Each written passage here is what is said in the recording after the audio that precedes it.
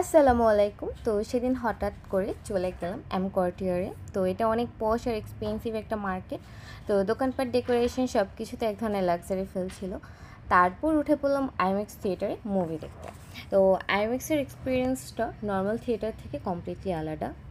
তো huge screen, crystal clear picture আর sound সিস্টেমটা লিটারেলি বডির মধ্যে ফিল হয়।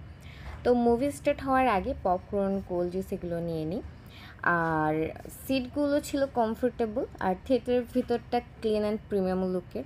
তো মুভিটা আমার বেশ ভালো লেগেছে, আমি অনেক এনজয় করেছি। তারপর মুভি শেষে আমার অনেক বেশি ক্ষুধা লেগে গিয়েছিল, তাই মুভি শেষ করে আমি চলে গিয়েছিলাম মার্কেটের ফুড কোর্টে। তো সেখানে গিয়ে আমি বরাবরের মতোই ডাম্পলিং, সেখানে হচ্ছে 2 ধরনের ছিল, একটা হচ্ছে শ্রিম্প আর পর্ক। আমি তো পর্ক খাবো না, এই শ্রিম্পটা অর্ডার করেছিলাম। 65 বাদ করে রেখেছিল।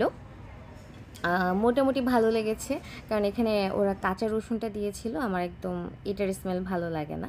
তো এটার পাশেই হচ্ছে চিকেনের হালাল একটা খাবার ছিল, তো সেখান থেকে আমি চিকেন অর্ডার করে খাই।